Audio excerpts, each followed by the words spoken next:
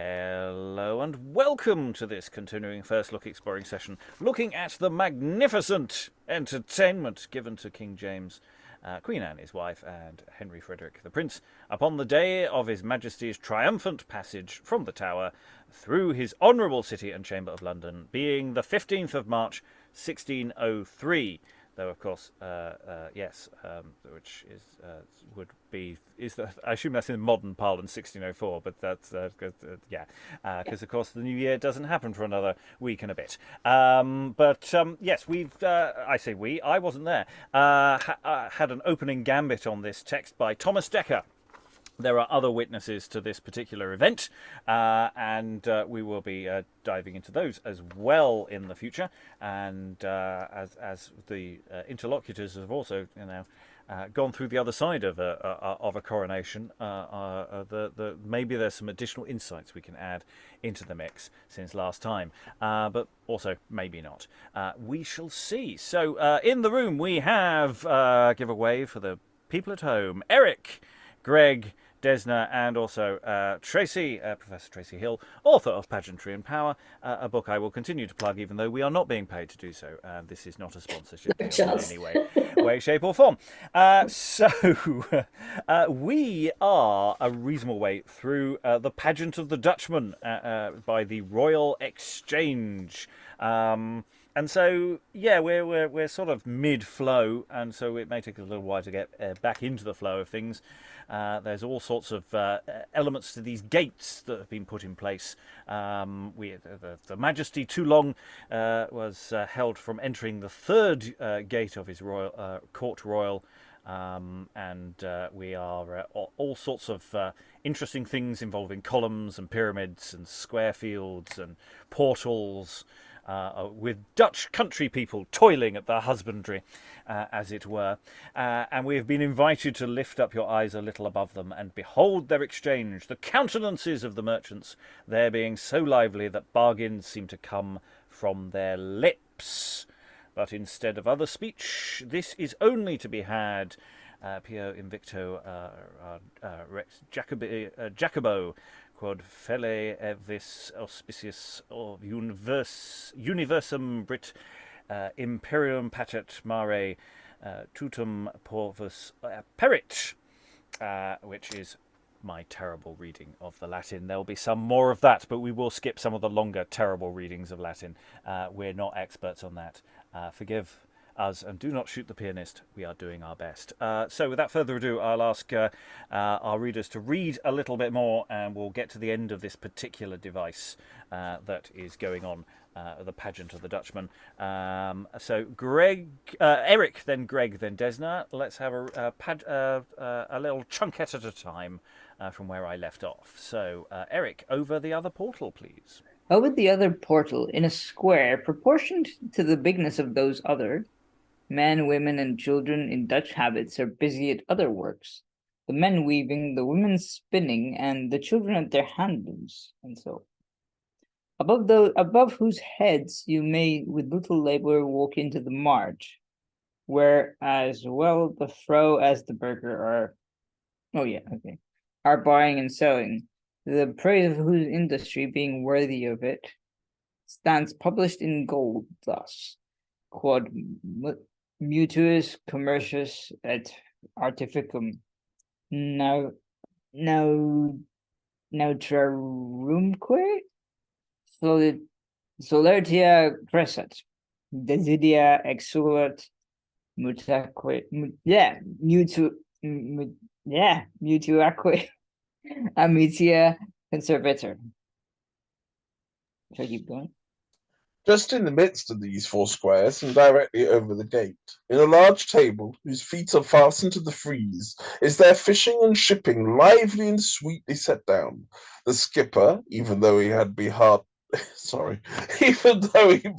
tugging at his net, loudly singing this: quod celeb hoc emporium prudente industria suis, quis terrarum negociares imitat, exteros humanita admittat foris fornam, dome duitas egeat. Let us now climb up to the upper battlements, where at the right-hand time stands, at the left, in a direct line, his daughter Truth. Under her foot is written Sincera, and under his, Durant, Sincera Durant. In the midst of these two, 3 other persons are ranked together: Art, Sedulity, and Labour, beneath whom, in a frieze ruining along the whole breadth of that square, you may find these words in gold: Artes, Professit, Sedulitate, Labour.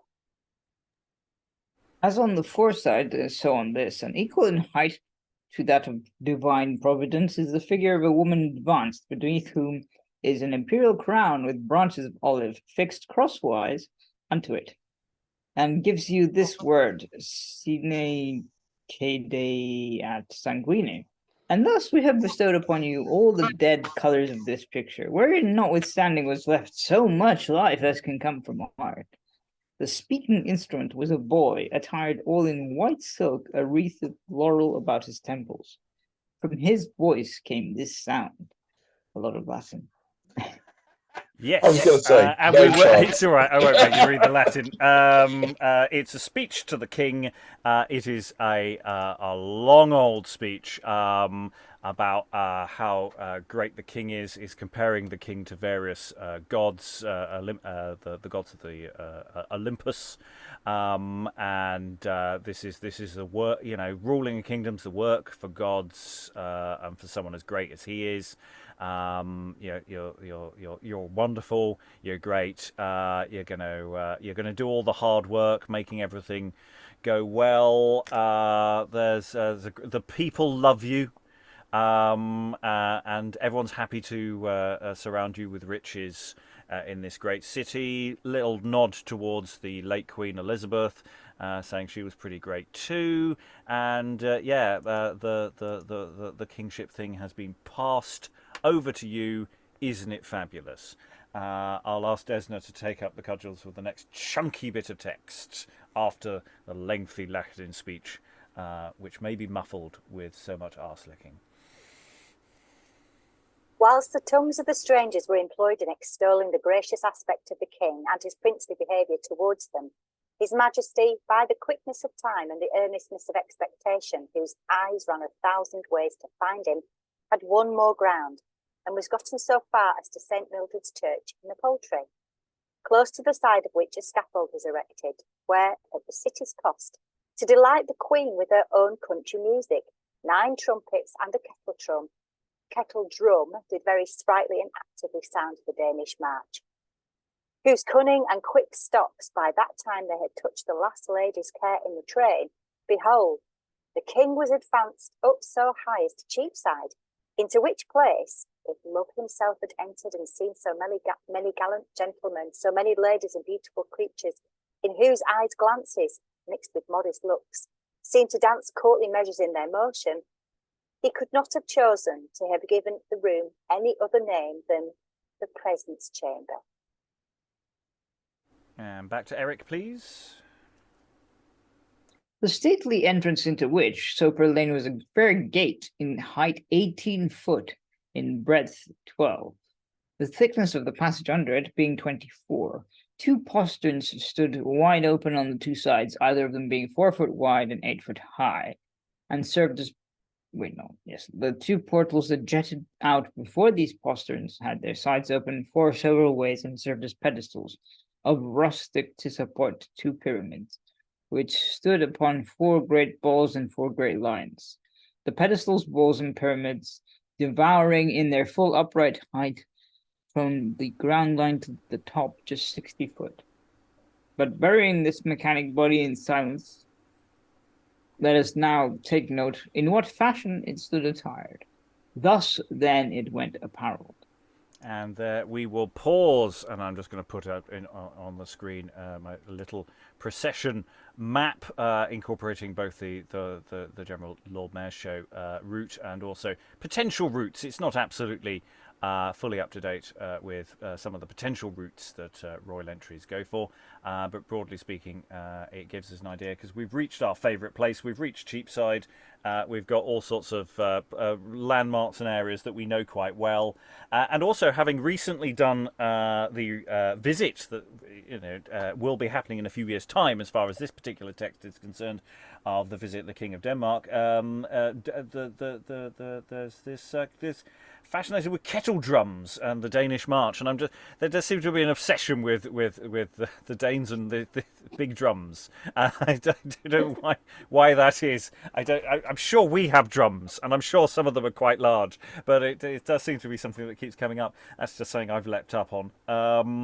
And yeah, we're also just generally getting back into the room after a break since our last session. Any thoughts in the room about this? I say lots of little landmarks that we recognise, and various elements. Anyone want to leap in?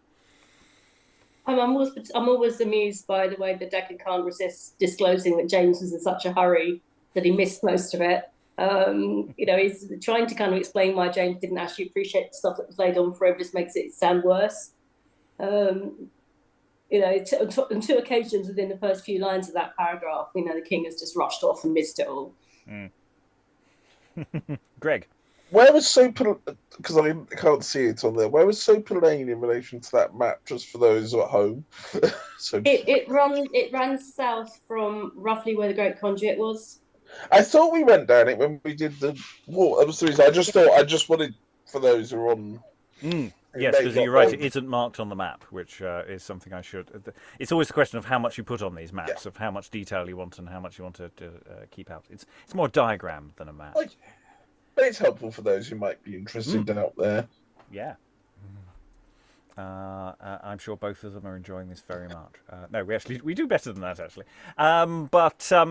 Any other thoughts? Otherwise, we'll move on and let's dive into the device at the Soper Lane end of Cheapside. So, I think it's just worth noting the boy attired in white silk giving the speech, and you kind of wonder where the boy maybe is from one of the schools, the Merchant Taylors' School, perhaps, or Christ Hospital.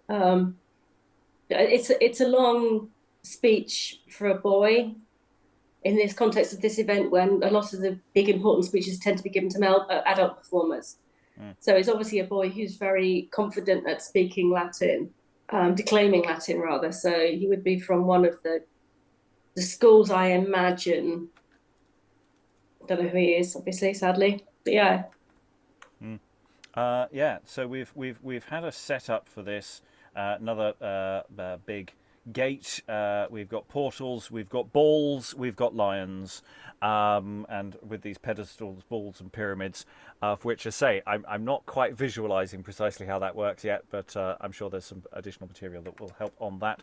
But otherwise, who were we up to? I think it's Greg next. Take the next couple of paragraphs, the short one and the long one, together, please. Within a large compartment, mounted above the forehead of the gate, over the frieze, in capitals, was inscribed this title, Nova Felix Arabia. Under that shape of Arabia, this island being figured, which two names of new and happy, the country could by no merit in itself challenge to be her due, but only by means of the secret influence accompanying his majesty wheresoever he goes, and working such effects. The most worthy personage advanced in this place was Arabia Britannica, a woman, attired all in white, a rich mantle of green cast about her, an imperial crown on her head, and a sceptre in one hand, a mound in the other, upon which she sadly leaned, a rich veil under the crown shadowing her eyes, by reason that her countenance, which till his majesty's approach could by no worldly object be drawn to look up, was pensively dejected. Her ornaments were marks of chastity and youth, the crown, mound, and sceptre, badges of sovereignty. Directly under her, in a cant by herself, Fame stood upright. A woman in a watchet robe, thickly set up with open eyes and tongues, a pair of large golden wings at her back, a trumpet in her hand, a mantle of sundry colours traversing her body, all these ensigns displaying but the property of her swiftness and aptness to disperse rumours. And Desna, if you could take the short bit and also the long one afterwards as well, please. In a descent beneath her, being a spacious concave room, were exalted 5 mounts, swelling up with different ascensions, upon which sat 5 senses, drooping, viz. 1. Auditus, hearing. 2. Visus, sight. 3. Tactus, feeling. 4. Olfactus, smelling. 5. Gustus, taste. Apparelled in robes of distinct colours, proper to their natures, and holding scutcheons in their hands upon which were drawn hieroglyphical bodies to express their qualities. Some pretty distance from them, and as it were in the midst before them, an artificial laver or fount was erected, called the Fount of Arate, virtue. Sundry pipes like veins branching from the body of it, the water receiving liberty but from one place, and that very slowly. At the foot of this fount, 2 personages, in greater shapes than the rest, lay sleeping. Upon their breasts stuck their names, Detractio, Oblivio. The one holds an open cup, about whose brim a wreath of curled snakes were winding, intimating that whatsoever his lips touched was poisoned. The other held a black cup covered, in token of an envious desire to drown the worth and memory of noble persons. Upon an ascent, on the right hand of these, stood the 3 charities or graces, hand in hand, attired like 3 sisters. Aglaia, figuring brightness or majesty. Thalia, figuring youthfulness or flourishing. Ephrosyne, figuring cheerfulness or gladness. And they were all 3 virgins, their countenances labouring to smother an innated sweetness and cheerfulness that apparelled their cheeks, yet hardly to be hid. Their garments were long robes of sundry colours hanging loose. The one had a chaplet of sundry flowers on her head, clustered here and there with the fruits of the earth. The second a garland of ears of corn. The third a wreath of vine branches mixed with grapes and olives. Their hair hung down over their shoulders loose and of a bright colour, for that epithet is properly bestowed upon them by Homer in his hymn to Apollo, Pulchroma Charites, or similar. We're getting a lot of detail here, a lot of visual detail that I'm liking. I do ask. I love it when they're vague about things as well. So it's like we've got the 5 senses. Thank you for listing all the 5 senses, as if we didn't know what they were. Dekker, apparelled in robes of distinct colours proper to their names. Now, I don't know what colour smell is. Does it have a proper spec? It's like, come on, throw us a bone here. And then going back to the question of the shape of Arabia, with this personage, Arabia Britannica, a woman attired all in white. Now, that raises all sorts of questions, of which I do not know the answers to. But that's some iconography for you. I'm also wondering about the actual gender of the performers here, in the sense that these are figures. I assume they're actually live figures within the background, or are these painted images or something? Because they're not necessarily doing anything per se. Are these live things, or are these figures, or are these or are they paintings? What is actually happening here? I think it could be either. I mean, what is obviously happening is that the standard and the Great Conduit are being kind of marshalled as pageant stations, and it's possible because Fame is obviously a figure on top of the standard, as we know. So it may be a figure impersonating Fame standing on the standard base, if you like, underneath the figure. Possibly, it would seem a bit unlikely that that's actually a painting, but maybe the smaller figures were. They do seem a bit more person-y than elsewhere. They're apparelled in robes, which suggests that they're a thing, but that doesn't mean they couldn't be 3D sculptures of some description. That they apparel, I genuinely don't know. I don't think they're going to be dressing up the figure of Fame on the top of the standard, apart from that she was quite small. There would have been a person doing it, I think. So they've obviously built some sort of structure on the standard so that it can accommodate these 5 figures as the set of 5 senses drooping as they do. Yeah, because we've got in other royal entries, and we've got another, in Lord Mayor's Show, this presentation of figures in a tableau fashion. They don't necessarily have to say anything. That seems to be quite a fairly established convention that they may be riffing with for James. Any other thoughts before we move on? There are many other things before we move on to the bright-haired Graces. Okay, we'll go round the room in a moment. I'll read the first little paragraph and ask Eric to read. Greg, you can be Fame, and Desna, Charities, and I'll read Euphrosyne, and then Eric, you can close that little bit off. Yes, that'll do a thing. Let's see. So, the bright-haired Graces. They held in their hands penciled shields. Upon the first was drawn a rose, on the second a dice, on the third a branch of myrtle, figuring pleasantness, accord, and flourishing. And Eric, was it you next? Who was next? Sorry, who did I say? Eric, yes, take it away. In a direct line against them stood the 3 hours, to whom in this place we give the names of love, justice, and peace. They were attired in loose robes of light colors painted with flowers, for so Ovid Parlson. Convenient pictus insincte vestibus hori. Wings at their feet, expressing their swiftness because they are lackeys to the sun. Lungere equus titan velocibus imperat horis Ovid. Each of them held 2 goblets, the one full of flowers as ensign of the spring, the other full of ripened figs, the cognizance of summer. Upon the approach of his majesty, sad and solemn music having beaten the air all the time of his absence and now ceasing, Fame speaks. Turn into ice mine eyeballs, whilst the sound flying through this brazen trump may back rebound to stop Fame's 100 tongues, leaving them mute. As in an untouched bell or stringless lute, for virtue's fount, which late ran deep and clear, dry and melts all her body to a tear. You Graces, and you hours that each day run on the quick errands of the golden sun, oh say to virtue's fount where what has befall that does her veins shrink up. We cannot tell. Behold the fivefold guard of sense, which keeps the sacred streams sit drooping, near them sleep 2 horrid monsters. Fame, summon each sense to tell the cause of this strange accidents.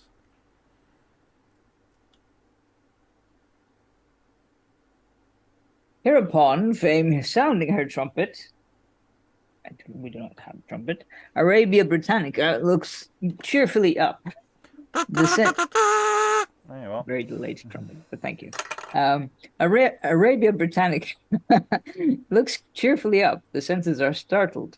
Detraction and oblivion throw off their iron slumber, busily bestowing all their powers to fill their cups at the font with their old malicious intention to suck it dry. But a strange and heavenly music, suddenly striking through their ears, which causing a wildness and quick motion in their looks, drew them to light upon the glorious presence of the king. They were suddenly thereby... There we are. How's that? Heavenly music? Is that heavenly? Lovely. Okay. They were suddenly thereby daunted and sunk down. The font, in the same moment of time, flowing fresh and abundantly through several pipes with milk, wine, and balm, whilst the person figuring circumspection that had watched day and night to give note to the world of this blessed time, which he foresaw would happen, steps forth on a mounted stage, extended 30 foot in length from the main building, to deliver to his majesty the interpretation of this dumb mystery. This presenter was a boy, one of the choristers belonging to Paul. Desna, would you like to be a boy to explain what we've just had described? Because odds on James wasn't paying attention. Happily. Great monarch of the West, whose glorious stem doth now support a triple diadem, weighing more than that of thy grandsire brute, thou that mayst make a king thy substitute, and dost the red rose and the white with the rich flower of France thy garland dight, wearing above kings now or those of old a double crown of laurel and of gold. Oh, let my voice pass through thy royal ear and whisper thus much that we figure here a new Arabia, in whose spiced nest a phoenix lived and died in the sun's breast. Her loss made sight in tears to drown her eyes, the ear grew deaf, taste like a sick man lies.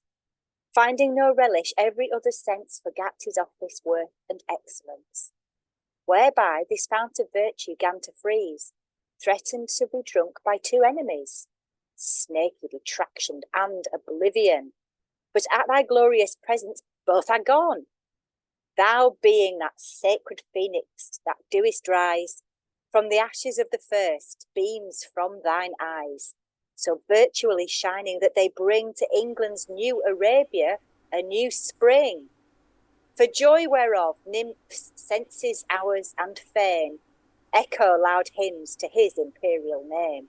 At the shutting up of this speech, His Majesty, being ready to go on, did most graciously feed the eyes of beholders with his presence, till a song was spent, which to a loud and excellent music, composed of violins and other rare artificial instruments, and an other rare artificial instrument, wherein, besides sundry several sounds effused, all at one time, were also sensibly distinguished the chirpings of birds, was by two boys, choristers of Paul's, delivered in sweet and ravishing voices. So this would have been split into parts in some fashion. There are 3 verses. We'll just go one person at a time. You don't need to sing. Eric, then Greg, then Desna.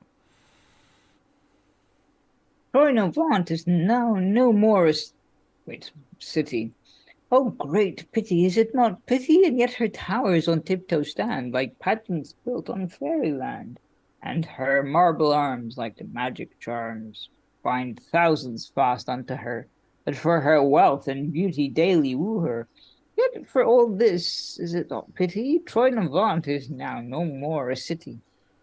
Troynovant is now a summer arbour, or the nest wherein doth harbour the eagle of all birds that fly, the sovereign for his piercing eye, if you wisely mark. 'Tis besides a park, where runs, being newly born, with a fierce lion, the fair unicorn, or else it is a wedding hall, where 4 great kingdoms hold a festival.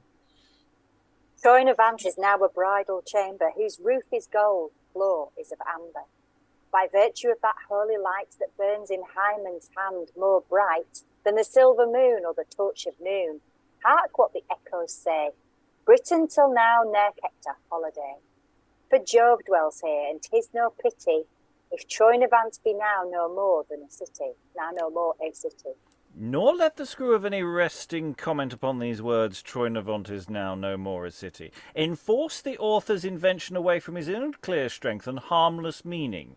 All the scope of this fiction stretching only to this point, that London, to do honour to this day wherein springs up all her happiness, being ravished with unutterable joys, makes no account for the present of her ancient title to be called a city, because of lowering these shrines she puts off her formal habit of trade and commerce, treading even thrift itself underfoot, but now becomes a reveller and a courtier, so that, albeit in the end of the first stanza 'tis said, yet for all this is not pity, Troynovant is no more a city, by a figure called Castigatio, or the Mender, here follows presently a reproof, wherein titles of summer arbour, the eagle's nest, a wedding hall, etc., are thrown upon her, the least of them being at this time by virtue of poetic heraldry, but especially in regard of the state that now upholds her, thought to be names of more honour than that of her own. And this short apology doth our verse make for itself, in regard that some, to whose settled judgment and authority the censure of these devices was referred, brought through not bitterly the life of those lines into question, but appealing with Macates to Philip, now these reasons have awakened him. And there we'll pause. There was a Twitter storm, wasn't there? Someone just went, "You said we weren't a city, mate." He said, "Well, in context, it made sense." It's like it's like imagery. I mean, my sole marginal note on that passage is just whoa. it's almost like it's Monday-esque in its magnificence. I was exactly thinking it just sounded just like Monday, just going, "Oh, for fuck's sake." I enjoyed that very much. There's lots of nice things to enjoy. It's lovely to have some speeches. It's lovely it feels like we're in territory where we've been in before. We've had the imagery, but we also have some actual text to tie it together. And it's very similar sort of stuff to what we've got later on when, 1621 Lord Mayor's show, stuff with trumpets sounding and people being sort of not nudged into awake and look at me. We got flowing things through milk, wine, and balm. Do you know what balm is? I know what milk and wine is flowing through conduit pipes, but I don't know what in this context balm is. Nectar, maybe. Yeah, I was going to say honey because like the usual kind of combination biblical, would be honey. yeah, it's got a sort of biblical resonance to it, doesn't it? We got a 30-foot stage running from the main building for this particular chorister. Presumably it's not very. I don't know how that works. I like the way there's sad and solemn music. You only get sad music until the king turns up. It's like the moment the king turns up. I think the mounted stage extended forward 30 foot in length from the main building is extension onto the base of the conduit. I think that's probably what's happening there, which was probably square and quite large. So that makes a lot of sense. And you've got with the conduit, you've got the pipes and the kind of taps anyway, so they're all sort of referred to there. I don't know. I mean, they certainly flowed with wine. I'm not so sure about the other two bits. I wouldn't want to go for the milk option, frankly. But yeah, there's some nice little bits in the text. It's very comparable to a lot of the other civic pageantry that we've looked at, and some of the royal pageantry as well.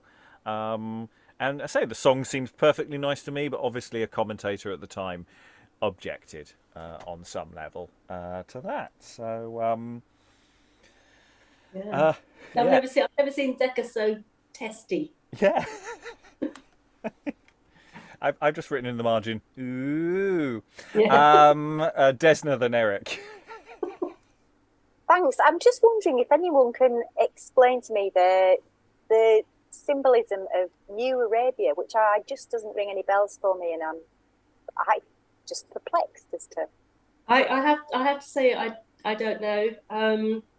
It might be that it was suggested that perhaps that would be an appropriate thing to use. I don't know. I really don't know. It does seem a little random, given that the whole sort of thrust of this particular part of the procession is London. Yeah. Okay. Not just me then. That's cool. No, it's genuinely very odd, and it's something to really unpick in some fashion. Eric.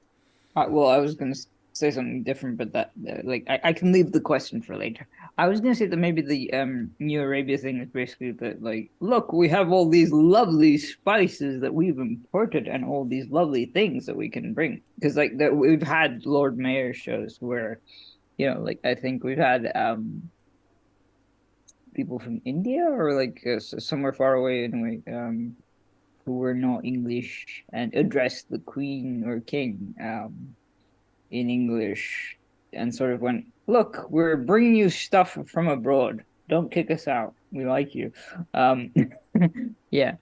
So maybe that's what's going on, and sort of going, oh, look, we're so our nation is so fruitful and productive. Yeah, it may be feeding into that kind of thing. I'm not sure when we do get some of that kind of material in Lord Mayor shows, but we get more of it later on when these trading routes get more established in these kind of things. Maybe Arabia was a kind of a byword for a sort of newly discovered land or something, and he's saying with the accession of James, you've got Britannia, which is in fact, arguing is kind of like a new country, a new happy country, obviously.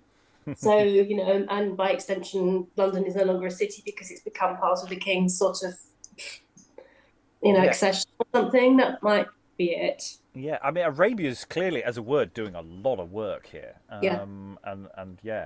Eric again. Well, also then a few years after this, they had like the whole Mask of Blackness and stuff, which was like, oh look, all the beautiful people are now white. All of a sudden. Yeah, I mean, certainly, in court circles, there's a lot of exoticization going on. But whether that's getting down to Dekker and that's something that they're deliberately playing here, or whether it's just that Dekker's doing something with words and language rather than actually with the visual imagery, because the visual imagery didn't seem to be coded that way at all. I think the figure was supposed to, certainly dressed in white, attired all in white, and mantle of green cast about her, and there's no mention necessarily of visual signifiers that's doing something else. That isn't to say it isn't there. I just don't know at this point. I was just wondering about His Majesty being ready to go on. So basically, he was like basically leaving, and they were just kind of like trying to be polite about it. Is that what's going on? I'm not even sure he's being particularly polite about it. He just keeps putting in brackets. King's happy to move on now. King's always moving on. King really doesn't give us stuff, does he? Okay. Not unless there's a meat boat. So we're coming up to it's quite chunky text. In fact, I'm not wholly sure where Sylvanus ends, because there's a lot of text there which could be spoken by Sylvanus and which isn't. So I'm going to say, Desna, you're Sylvanus, except when you're not, but you may make that decision that you're not Sylvanus as you're saying it. I'll read the bits in between bits to where I am reasonably clear. But there's quite a lot of it. I'll ask Greg. You can be the recorder, and then I'll pass something on to Eric when we're on the other side of the Sylvanus wall. But I genuinely don't know where that's description by Dekker and where that's actually Sylvanus talking in a sort of third person past tense. Rob, should I take it up to where he introduces? Do you want me to go down to the point upon sight of? Yeah, I'll read upon the site. Upon sight. Yeah, I'll read that. Good. And I'll run you in, Eric. I was just wondering, what exactly did the recorder do? Aside from obviously not like the musical instrument, but like not the musical instrument. Tracey, the city's chief legal officer. So when the Lord Mayor is inaugurated, the recorder gives a speech at Westminster as part of, because he sort of represents the city, and it's an agreement between parties. So yeah, he's recording things. He's not playing a recorder, sadly. Okay, so I'll cue us in for the recorder. But appealing with Macetas to Philip, now these reasons have awakened him, let us follow King James, who, having passed under this our third gate, is by this time graciously receiving a gratulatory oration from the mouth of Sir Henry Montague, recorder of the city. A square low gallery set round about with pilasters, being for that purpose erected some 4 foot from the ground and joined to the front of the cross in Cheap, so cross in Cheapside, where likewise stood all the aldermen, the chamberlain, town clerk, and the council of the city. Take it away, the recorder's speech. High Imperial Majesty, it is not yet a year in days since, with acclamation of the people, citizens and nobles, auspiciously here at this cross was proclaimed your true succession to the crown.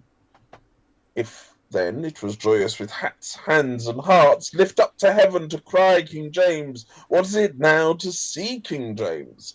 Come, therefore, O worthiest of kings, as a glorious bridegroom, through your royal chamber, but to come nearer, adest quem querimus, 20 and more are the sovereigns we have served since our conquest, but conqueror of hearts, it is you and your posterity that we have vowed to love and wish to serve, whilst London is a city.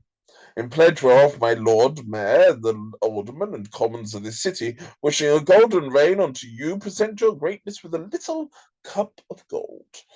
At the end of the oration, 3 cups of gold were given in the name of the Lord Mayor and the whole body of the city to His Majesty the young Prince and the Queen, all of which, but above all, being gifts of greater value, the loyal hearts of the citizens being lovingly received.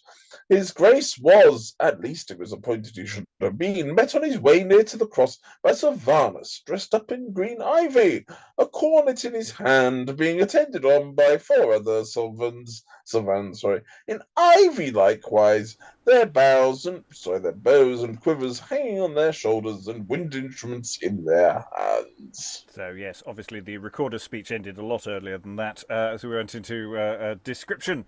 But upon the sight of His Majesty, they make a stand, Sylvanus breaking forth into this abrupt passion of joy. Stay, Sylvans, and let the loudest voice of music proclaim it, even as high as heaven, that he is come. Alter Apollo reddit, novus en jam regnat Apollo. Which exclamation of his was borne up into the air, and there mingled with the breath of their musical instruments, whose sound being vanished to nothing, thus goes our speaker on. Most happy prince, pardon me, the being mean in habit and wild in appearance, for my richest livery is but leaves and my stateliest dwelling out in the woods. Thus rudely with piping Sylvans, I presume to intercept your royal passage. These are my walks, yet stand I here, not to cut off your way, but to give it a full and bounteous welcome, being a messenger sent from the Lady Irene, my mistress, to deliver an errand to the best of all these worthies, your royal cell. Many kingdoms hath the lady sought out to abide in, but from them all hath she been most churlishly banished. Not that her beauty did deserve such unkindness, but that, like the eye of heaven, hers was too bright, and there were no eagles breeding in those nests that could truly behold them. At last here she arrived, Destiny subscribing to this warrant that none but this land should be her inheritance. In contempt of which happiness, Ennui shoots his empoisoned stings at her heart, but his adders, being charmed, turn their dangerous heads upon his own bosom. Those that dwell far off pine away with vexing to see her prosper, because all the acquaintance which they have of her is this, that they know there is such a goodly creature as Irene in the world, yet her face they know not, whilst all those that here sleep under the warmth of her wings adore her by the sacred and celestial name of peace, for number being, as her blessings are, infinite. Her daughter Euporia, well known by the name of Plenty, is at this present with her, being indeed never from her side. Under yon arbour they sit, after the daughter's name is called Hortus Euporii, Plenty's bower. Chaste are they both, and both maidens in memory of a virgin to whom they were nurse children, for whose sake, because they were bound to her for their life, me have they charged to lay at your imperial feet, being your hereditary due, the tribute of their love. And with it thus to say that they have languished many heavy months for your presence, which to them would have been, and proud they are that it shall be so now, of the same operation and influence that the sun is to the spring and the spring to the earth. Hearing therefore what treble preferment you have bestowed upon this day, wherein besides the beams of a glorious sun, 2 other clear and gracious stars shine cheerfully on these her homely buildings, into which, because no duty should be wanting, she hath given leave even to strangers to be sharers in her happiness, by suffering them to bid you likewise welcome. By me, once hers, now your vassal, she entreats, and with a knee sinking lower than the ground on which you tread, do I humbly execute her pleasure, that ere you pass further, you would deign to walk into yonder garden. The Hesperides live not there, but the Muses, and the Muses no longer than under your protection. Thus far am I sent to conduct you thither, prostrately begging this grace, since I dare not, as being a worthy lackey by your royal side. In that yet these my green followers and myself may be joyful forerunners of your expected approach. Away, Sylvana.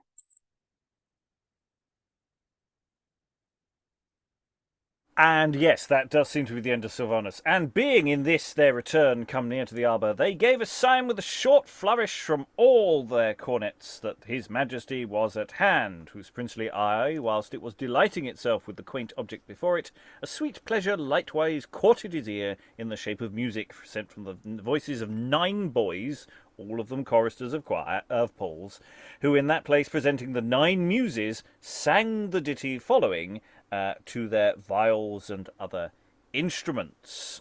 But we will pause there just to take in the vast enterprise of the recorder. Had it relatively easy, actually. He was probably just reading off a bit of paper. The king is the conqueror of hearts. He will always be to us the conqueror of hearts. And then Sylvanus, again, all these music cues are really nice. I say we're at the cross. We've got an idea where we are geographically, and it's like Sylvanus is just telling us a story that is very long, and in prose. I mean, it's weird. This is not like performance text for an outdoor thing. It's really weird. I don't know what to make of it at all, beyond, the music cues and the stuff that goes with it and the visual. I love the bit at the beginning, just going, sorry about my clothes, this is the best I've got. I quite like that bit, but then after that, it has to be said, I drifted off a bit and I feel some sympathy for James. Desna, did you have anything? Sorry, having a bit of a technical thing there. Yeah, I really liked the way that he sort of kind of just interrupts him and sort of accosts him almost. With his band of Sylvan followers. I've got to not think about Sylvanian families because that's a different thing altogether. Very different. Yeah. But then I just really think there's all sorts of possibly important stuff that Sylvanus is saying, but it's lost in the kind of, it's so dense and so wordy and so many brackets and so many, it's just a bit of a shame really, a bit of a lost opportunity. Yeah, as I say, it's odd to have street performance in prose. I mean, just the recorder you can sort of understand because that's sort of what he does. But this is a very odd thing. Anyway, we have more details of the visuals before we actually get to the song that we've just said that the 9 boys are going to be singing. So we get a bit more sense of what the arbour is supposed to look like. It's like he said, oh, don't move on, let's find out what the garden looked like. So everything in the garden is lovely. So we'll go round in the usual fashion. I'll cue you in, but we'll go Eric, Greg, Desna, and we'll just sort of dance through. We've got lots of lists of muses and arts and odds and ends, and then we get to a chunk of Latin which I won't make you read because I'm not mean. But lest leaping too bluntly into the midst of our garden at first, we deface the beauty of it. Let us send you round about it and survey the walls, alleys, and quarters of it as they lie in order. This being the fashion of it. Eric, take it away. I'm guessing this is from the passages? Yes, the passages. Yep. The passages through it were 2 gates, arched and grated arbor-wise, their height being 16 foot, their breadth 10 from the roof, and so on the sides down to the ground. Cucumbers, pumpkins, I'm guessing that's pumpkins, grapes, and all other fruits growing in the land, hanging artificially in clusters. Between the 2 gates, a pair of stairs were mounted with some 20 ascents. At the bottom of them, on 2 pillars, were fixed 2 satyrs, carved out in wood.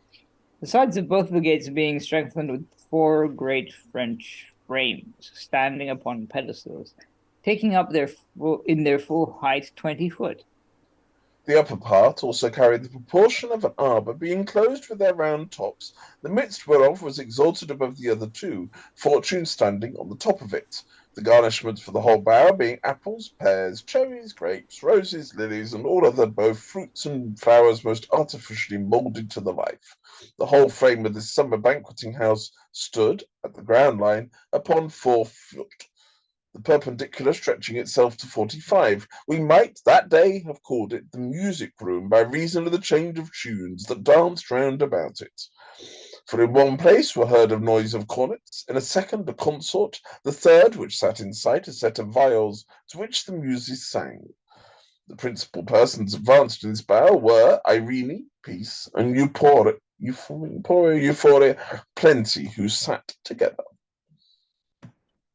Irene, peace, was richly attired, her upper garment of carnation hanging loose, a robe of white underneath it, under it powdered with stars, and girt to her, her hair of a bright colour, long and hanging at her back, but interwoven with white ribbons and jewels.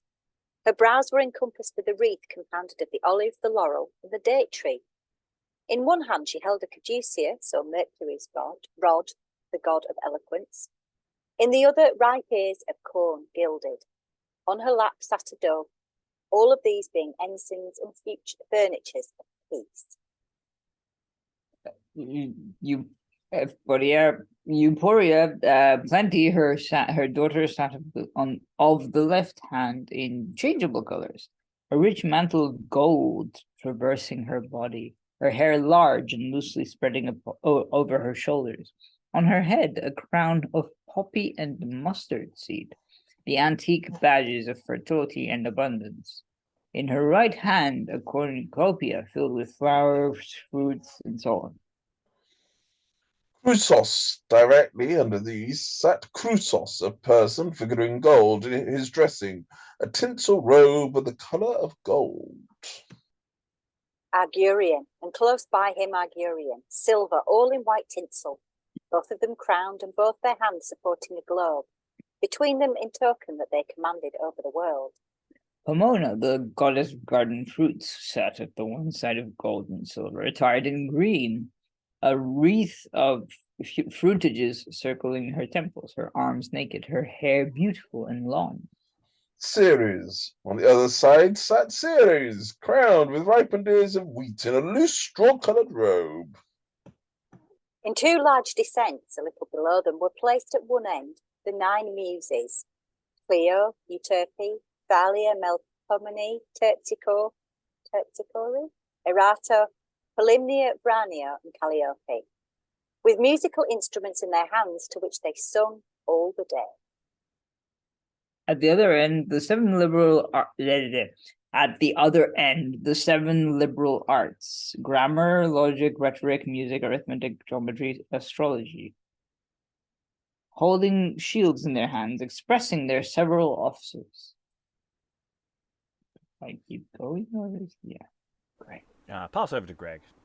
On the very edge of a fair large frieze, running quite along the full breadth of the arbour, and just at their feet were planted ranks of artificial artichokes and roses. Shall I carry on, Rob? Yeah, go for it. To describe what apparel these arts and muses were a hard labour, and when it were done, all were but idle. Few tailors know how to cut out their garments. They have no wardrobe at all. Not a mercer nor merchant, though they can all write and read very excellently well, will suffer them to be great in their books. But, as in other countries, so in this of ours, they go attired in such thin clothes that the wind every minute is ready to blow through them. Happy was it for them that they took up their lodgings in a summer arbour. And they had so much music to comfort them, their joys, of which they do not have but everyday taste, being notwithstanding now infinitely multiplied in this, that where before they might have cried out till they grow hoarse, and none would hear them, now they sing. And indeed, they sing calling to Apollo, and talk about how wonderful their lively sylvan race and dryads and maidens, and there's wolf going for the cattle and things, and the mountains, and there are there are trees. The trees they're singing. Oh, isn't everything great? Roughly, that covers some of the themes of the song that is going on there.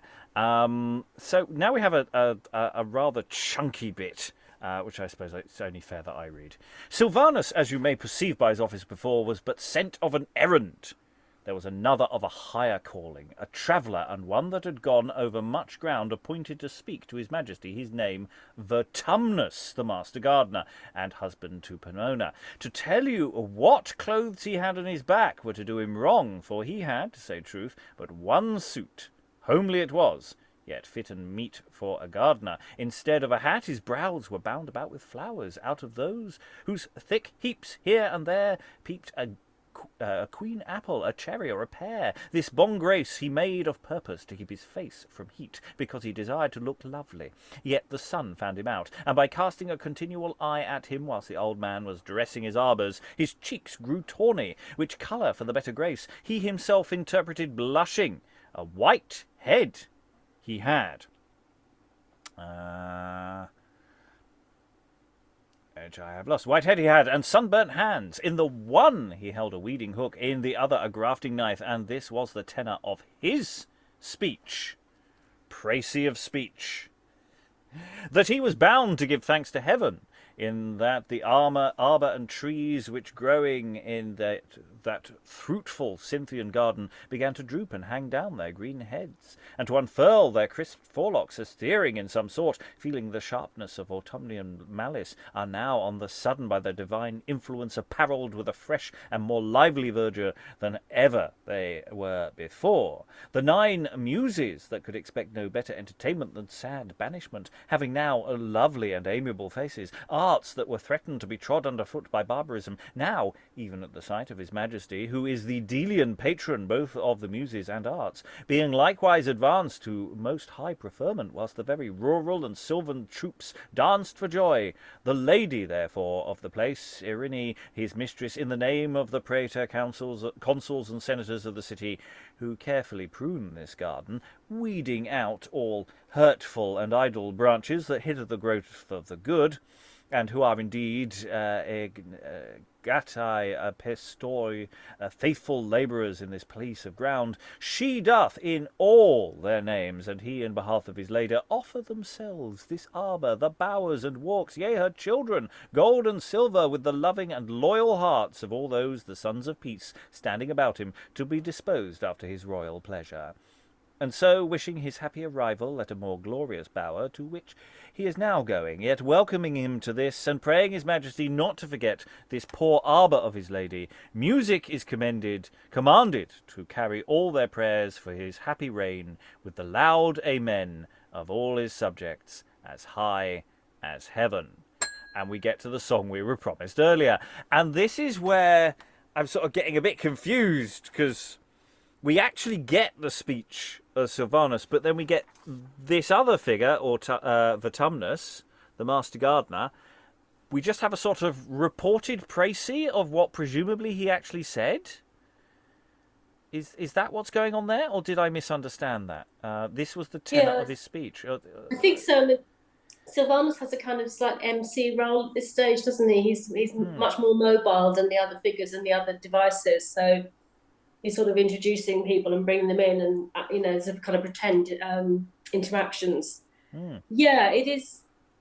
It's very descriptive. I'm just looking at Harrison's engraving of that arch of the Bower of Plenty, and the figures are all there as described, but it's really hard to say whether they're actually real people, children, or whether they're just kind of artificial.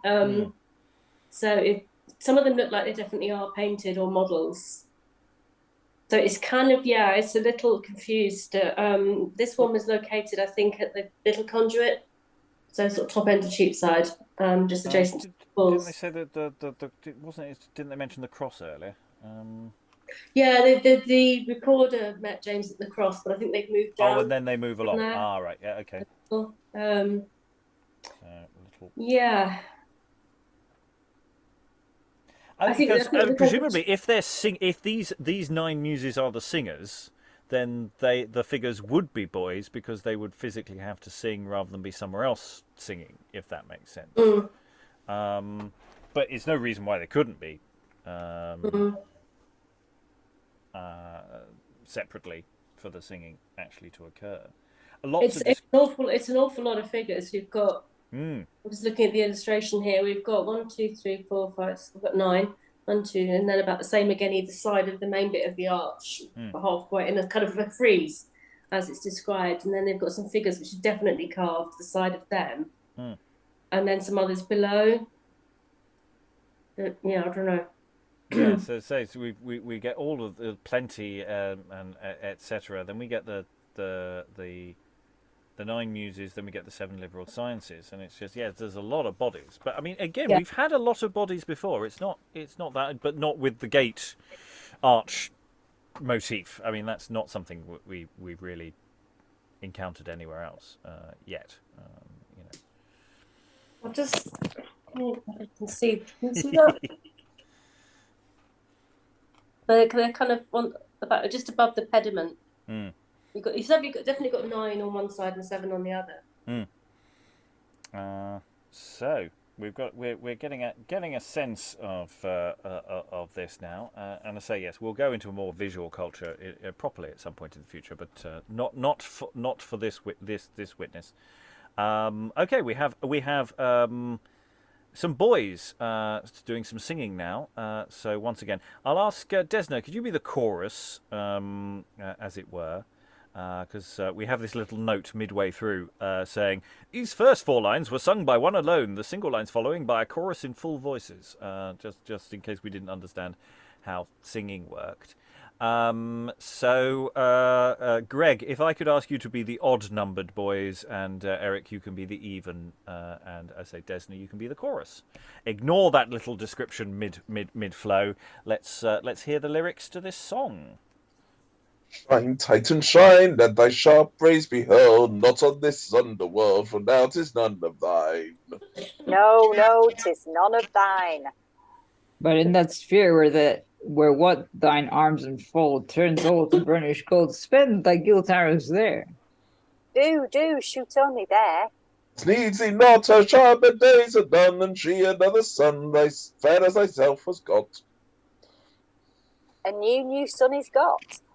Oh, this is had, whose new beams make our spring, men glad and birds to sing, hymns of praise, joy, and glee. Sing, oh, this is he. That in the north, as rising shone so far, bright as the morning star at his gay coming forth. See, he now comes forth. How soon joys vary there, here stayed had still. Oh, then happy both place and men, but here had list not tarry. Oh, grief, had list not tarry. No, his beams must equal divide their heat to orbs beside like nourishing silver streams. Joys slide away like streams. Yet in this lies sweet hope, how far soever he bides, no clouds can sever his glory from our eyes. Dry your weeping eyes. And make heaven ring his welcome shouted loudly, for heaven itself looks proudly that earth has such a king. Earth has not such a king. And Greg, could you just read the next little chunket? Yes, of course. When I get there. His Majesty dwelt here a reasonable long time. Sorry. I love that. He didn't rush away straight away. I mean, this was an acceptable period of time for the king to actually stay and watch the thing that we spent the last, few weeks desperately trying to get ready. Oh, that's brilliant. His Majesty dwelt here a reasonable long time, giving both good allowance to the song and music, and liberally bestowing his eye on the workmanship of the place. From whence, at the length departing, his next entrance was, as it were, into the closet. Excuse me. Of Father the... Pull back from your modern associations. Sorry. Privy chamber, somewhere private. Oh dear. Really should behave. It's the closet rather than privy chamber to this our court royal, through the windows of which he might behold the cathedral temple of St. Paul, upon whose lower battlements an anthem was sung by the choristers of the church to the music of loud instruments, which being finished a Latin oration was viva voce delivered to his grace by one of Master Mulcaster's scholars at the door of the free school founded by the Mercers. Yes, and then there was an incredibly long speech, a prayer made for the king, Talks about the St. Paul's for a bit, and says some. Oh God, this is really dull. Okay, yeah, talks about various institutions. That the Mercers get a bit of a name check there. God does a bit, says nice things about the King, Queen, and Prince Henry, and hope that you live a long life, basically, at extreme length in Latin. And then we'll just briefly pause. Where is the king going in this privy chamber to this our court royal? Where? Through the windows of which he might behold the cathedral temple of St. Paul. So where precisely is he now, having dwelt for a reasonably long time on this particular procession? I'm slightly confused where he is. He's gone somewhere private. I don't know where that private is. I assume it's some sort of house that he's just that they've arranged for him to stop off on the way, and he can see St. Paul's from there, and there's some lovely music, and it's arranged. You can go to a balcony and listen to some music. Is that what's going on here? I don't know, because the next stop is going to be Fleet Street, so that's going to be. Yeah, I'm thinking about what would have been around there, and not very much. I mean, bookstores and ordinary buildings. There might be the Bishop's Palace. It might be some vestige of that, possibly. That does seem to be what he's doing. He's kind of retreating into somewhere a bit more private. Yeah, I mean, it might be that the oration was delivered by the same child or one of the same children from one of Mark Astor's children, as in earlier in the text. It's clearly they're the best at this kind of thing. Yeah. Yeah. Okay, so we're about to move on to our next Arch of Triumph conduit in Fleet Street, which is I say a little bit further along, and I'll just have a little check to see that. I can't quite remember. Is that actually on one of my stops on this, or is it not? Yes, Fleet Street Conduit is on my little map. Lovely. That makes me happy. Always nice to have stops. So so they've shifted along a bit. So we'll move on. Eric, then Greg, then Desna. Let's go through what some of these things are doing now. So we'll go from our next Arch of Triumph. Eric, please. Our next Arch of Triumph was erected above the conduit in Fleet Street, into which, as into the long and beauteous gallery of the city, His Majesty being entered, afar off, as if it had been some swelling promontory, or rather some enchanted castle guarded by 10,000 harmless spirits, did his eye encounter another tower of pleasure. Presenting itself 80 foot in high and 50 in breadth, the gate 20 foot in the perpendicular line and 14 in the ground line. The two posterns were answerable to these and are set down before. Over the posterns rise up in proportionable measures 2 turrets, with battlements on the tops. The midst of the building was laid open to the world, and great reason it should be so. For the globe of the world was there seen to move, being filled with all the degrees and states that are in the land. And these were the mechanical and dead limbs of this carved body. As touching those that had use of the motion in it, and for a need durst have spoken, but there was no stuff fit for their mouths. The principal and worthiest was Astrea, Justice, sitting aloft, as being newly descended from heaven, gloriously attired, all her garments being thickly strewed with stars, a crown of stars on her head, a silver veil covering her eyes. Having told you that her name was Justice, I hope you will not put me to describe what property she held in her hands, so thence every painted cloth can inform you. Directly under her, in a camped by herself, was Arete, virtue enthroned, her garments white, her head crowned, and under her Fortuna, her foot treading on the globe that moved beneath her, intimating that His Majesty's fortune was above the world, but his virtues above his fortune. Invidia, Envy, unhandsomely attired, all in black, her hair of the same colour, filleted about with snakes, stood in a dark and obscure place by herself, near unto Virtue, but making sure of her fearfulness to approach her in the light, yet still and anon casting her eyes sometimes to the one side beneath, where on several Greasy sat the four cardinal virtues, vis justitia, fortitudo, temperantia, prudentia, in habiliments fitting to their natures, and sometimes throwing a distorted and repining countenance to the opposite seat on which his Majesty's four kingdoms were advanced, viz., England, Scotland, France, Ireland. All of them in rich robes and mantles, crowns on their heads, and sceptres with pursled scutcheons in their hands, lined with the coats of the particular kingdoms. For very madness that she beheld these glorious objects, she stood feeding on the heads of adders. The four elements in proper shapes, artificially and aptly expressing their qualities upon the approach of His Majesty, went round in a proportionable and even circle, touching that cantle of globe which was open to the full view of His Majesty. Which being done, they bestowed themselves in such comely order, and stood so as if the errany had been held up on the tops of their fingers. Upon distinct ascensions, neatly raised within the hollow womb of the globe, were placed all the states of the land, from the nobleman to the ploughman. Among them was not one word to be heard. For you must imagine, as Virgil says, Magnus urb intergrossiclorum nascita ordo. I am reddit ad Virgo vedid Saturnia regna Astria. That it was now the golden world in which there were few parts. All the tongues that went in this place was the tongue of zeal, whose personage was put on by W. Bourne, one of the servants to the young prince.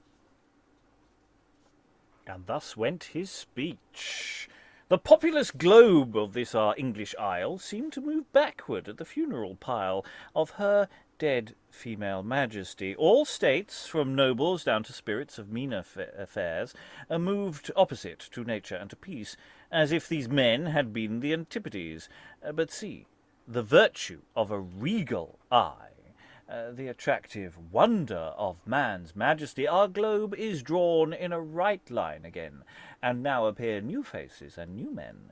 The elements, earth, water, air, and fire, which ever clipped a natural desire to combat with each with other, being at first created enemies to fight their worst. See, at the peaceful presence of their king, how quietly they moved, without their sting. Earth not devouring, fire not defacing, water not drowning, and air not chasing, but propping the quaint fabric that here stands, without the violence of their wrathful hands. Mirror of times, lo, where thy fortune sits, above the world and all our human wits, but thy high virtue above that, what pen, or art, or brain can reach thy virtue then, at whose immortal brightness and true light envy's infectious eyes have lost their sight. Her snakes, not daring to shoot forth their stings gainst such a glorious object, down she flings their forks of venom into her maw, whilst her rank teeth the glittering poisons chaw.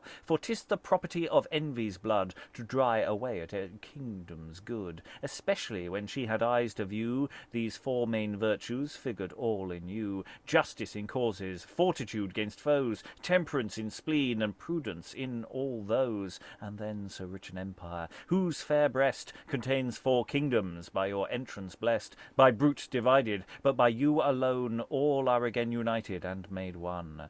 Those fruitful glories shine so far and even, they touch not only earth, but they kiss heaven, from whence Astrea is descended hither, who with our last queen spirit fled up thither. For knowing on the earth she could not rest, till you had locked her in your rightful breast.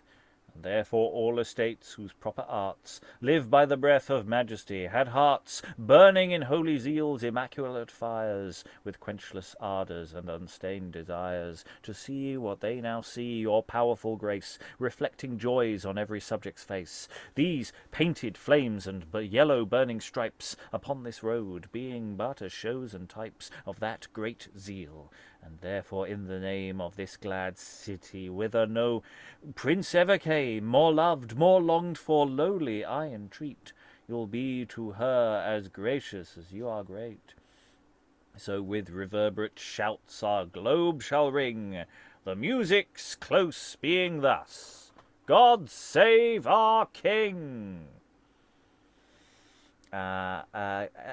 Desna, would you just read the footnote on that speech? If there be any glory to be won by writing these lines, I do freely bestow it, as his due, on Thomas Middleton, in whose brain they were begotten, though they were delivered here. Que nos non equimus ipsi vix ea nostra voco. So, I thought that was a rather fun speech, it has to be said. I'm really curious about the mechanics of this globe, because it says, we have Virtue and Fortuna, her foot treading on the globe that moved beneath her, which sort of gives the idea of sort of running on a treadmill kind of thing. I'm sure that's not what's happening, but that was just the image that leapt to my mind. We've got this sort of mechanical turning globe thing going on. Greg? It does remind me a little bit of... I seem to remember we had a wonderful time trying to work out a globe in one of the Lord Mayor's shows. Yeah. I don't think this is anywhere near as complicated. No, but it does remind me of this. Yeah. I wonder if Mr. Christmas. Yes, I thought it was Christmas. I think it was involved because it sounds like another one of his inventions. Anyway, Yeah. Like if we're going to do this, we're going to do this properly. Yeah, we've got to have something impressive. He's got to involve a globe because I had one a couple of. Or I'm going to have one. I've got a globe in my head, and I'm going to keep working on it for a few years. Anyway, sorry. It's a little bit easier to visualize than the description that Middleton gives in that show. I can't remember off the top of my head which one it is now. It's, as you say, Greg, it is a very similar kind of object, I think. This is Middleton's first foray into civic pageantry, so it's a big thing and a big moment. He's only young, he's only 23, 24. So, it's a big deal. He's only just started writing for the stage as well, so it's incredibly expert bit of verse, really, for someone, who's so young and inexperienced. Yeah, there's some really nice stuff there. There's all this stuff about zeals and fires. Thank God you're a Protestant. Thank you. And for those who don't know, the Australia has always been a sort of code word for the late Queen. So there is this constant nod back as well as a nod forward, and I think the balance is quite good there. I mean, it's a bit blunt at the beginning, our funeral pile of Her Dead Female Majesty. I mean, it's a bit on the nose. Good thing that they're not closely related or anything, because if that was your mother rather than your cousin, that would be a bit much.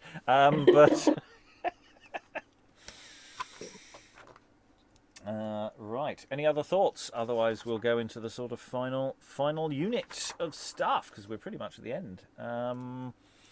So we'll go around the room in the usual fashion. Actually, no, yes, we will. I'll cue you up, and then Eric, if you could take the song that's coming up, and then we'll go around in the usual way. Eric, Greg, Desna, and we'll just take some more stuff in. So, but having pierced up our wings now and again with our own feathers, suffer us a while to be pruning them and lay them smooth, whilst this song, which went forth at the sound of hautboys and other loud instruments, flies along with the train. Where are all these honors owing? Why are seas of people flowing? Tell me, rumor, though it be thy humor more often to be lying than from thy breath to have truth lie. Yet alter now that fashion, and without the stream of passion, let thy voice swim smooth and clear. When words want gliding, then they are most dear. Behold, where Jove and all the states of heaven through heaven's 7 silver gates, all in glory riding, backs of clouds bestriding, the Milky Way do cover, with starry path being measured over the deity's convent in Jove's high accord or parliament. Rumor thou dost lose thine aims. This is not Jove, but one as great, King James.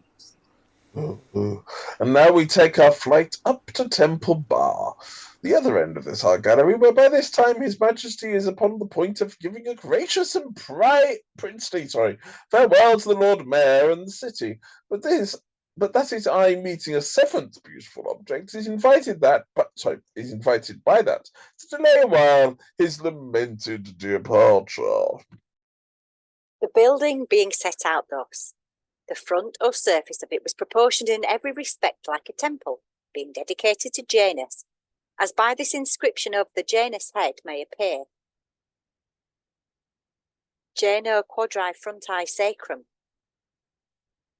The height of the whole edifice from the ground line to the top was 57 foot, the full breadth of it 18 foot, the thickness of the passage 12.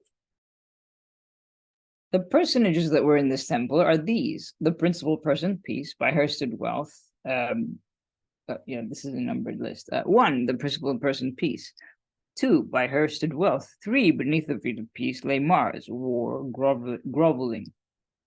4, and upon her right hand, but with some little descent, was seated Quiet, the first handmaid of Peace. 5, she had lying at her feet Tumult. 6, on the other side was the second handmaid, Liberty, at whose feet lay a cat.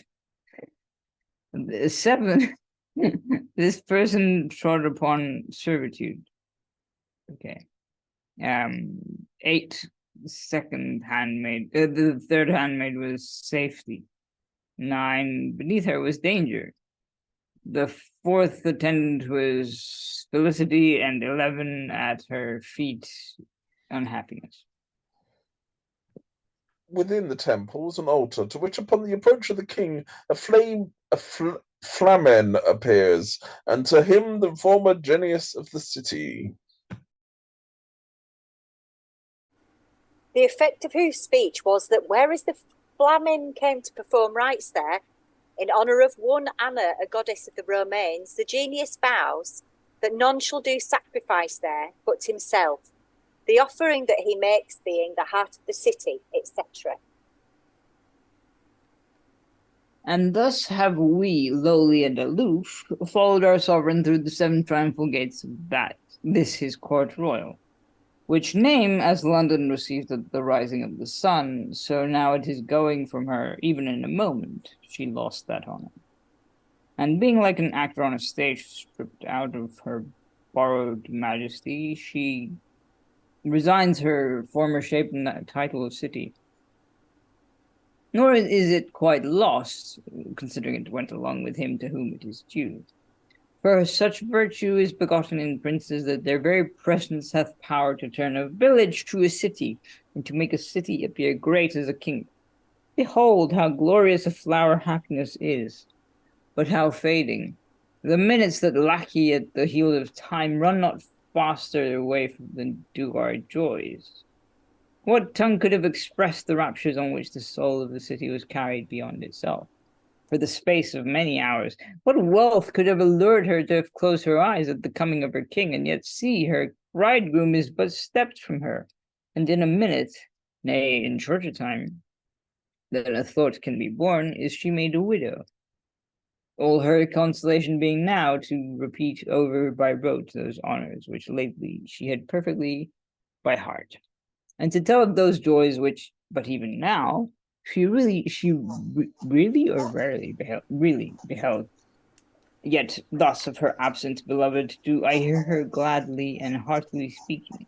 And we get a little chunk in Latin saying that, while the rivers run and there's things on the mountains and stuff in the sky, stars in the sky, your honour and name and praise, O King, is going to last forever. Isn't that lovely?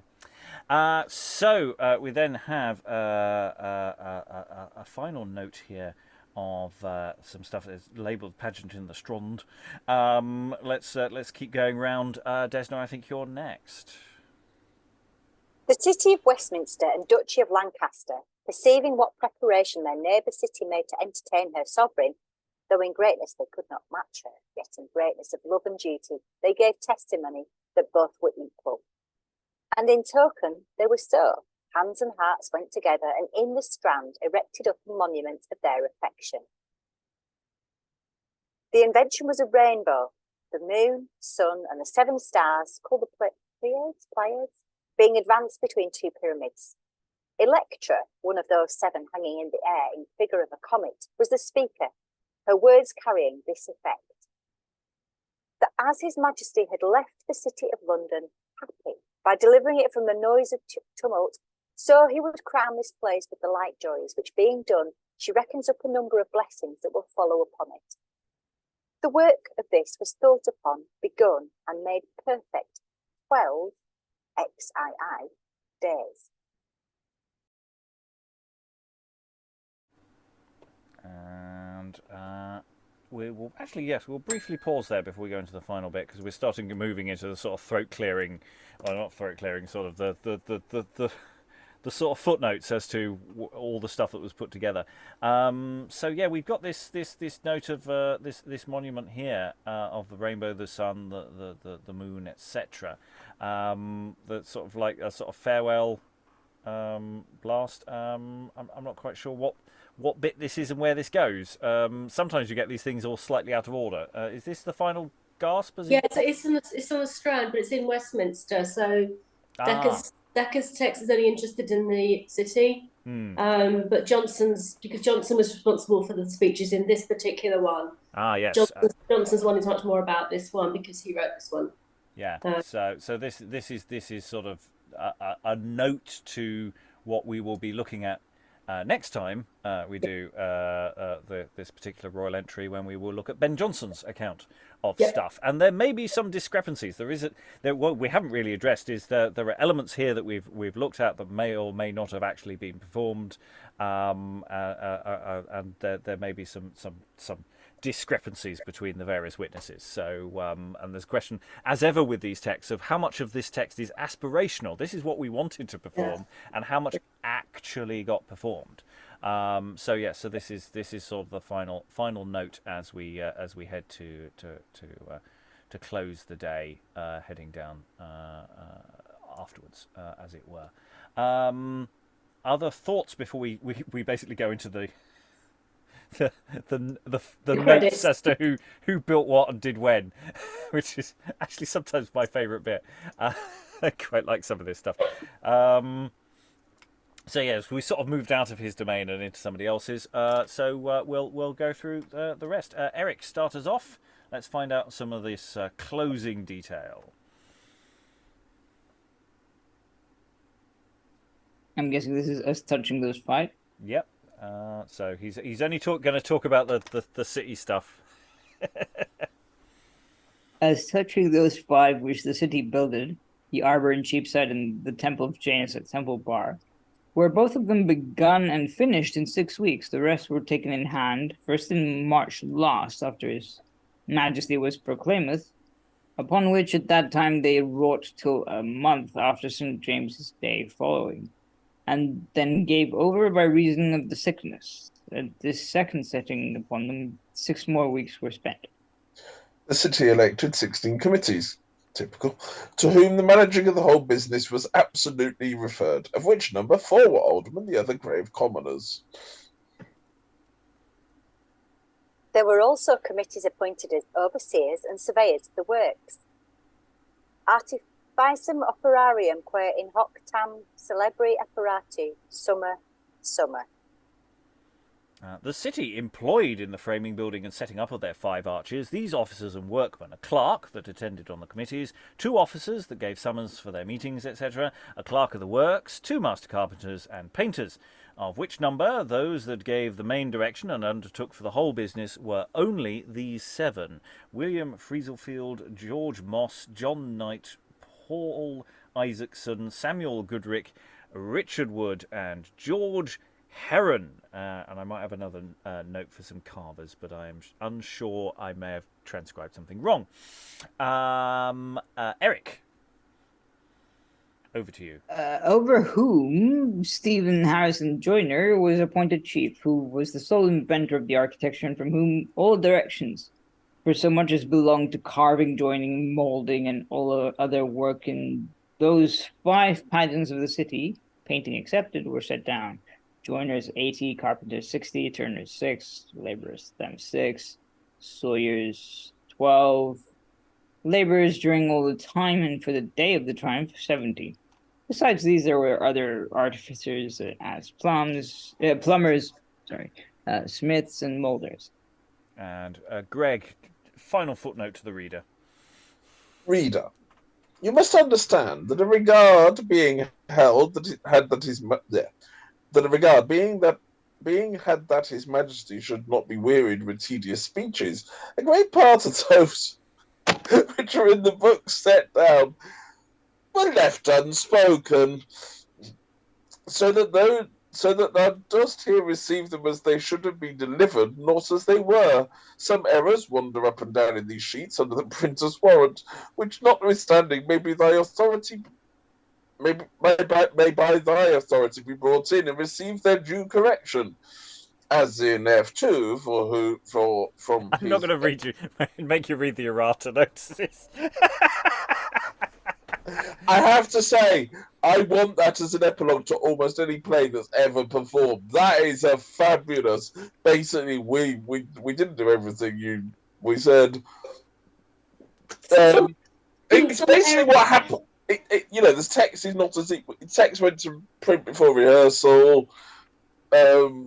We may not perform it as written. And it's not the first time that this kind of thing has been has been acknowledged. It's the Royal Entry for Norwich is particularly good for that. We haven't done that one yet. We will do that relatively soon.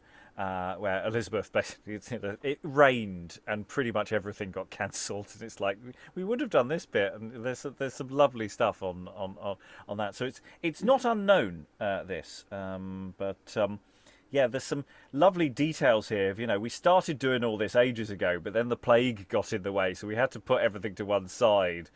And so all the delays. So in the sense, this was actually quite a well-prepared event, but then also everything then happened all at once, and very suddenly. When no, we're doing it now. Oh, what? And pulling everything together. And we have names. We have lots of names, and there's lots more detail of the people, who did this work and made it happen, which is lovely. I think that's kind of Dekker's generally sort of democratic impulse. Coming through there is. Very much a team effort. The names of the main men responsible for the kind of bit it's really just very striking to see these names here.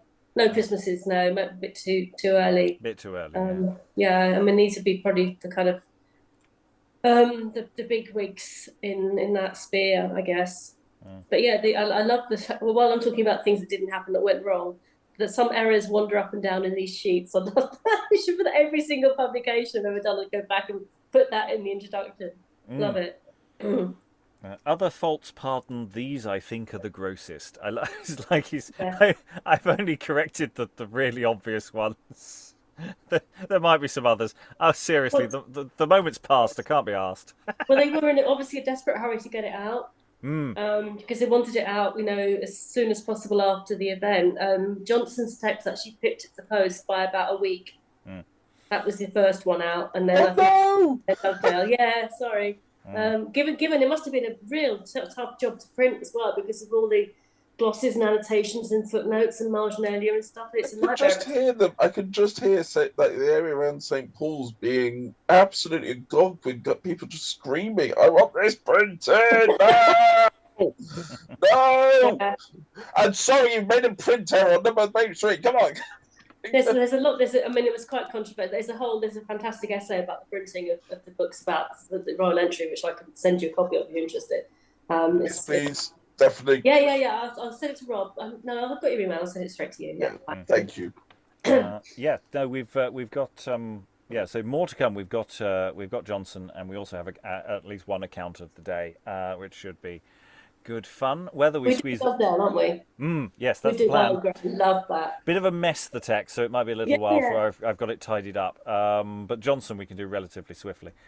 Anyway, I will call this session relatively to order. Any final thoughts from around the room about this event overall?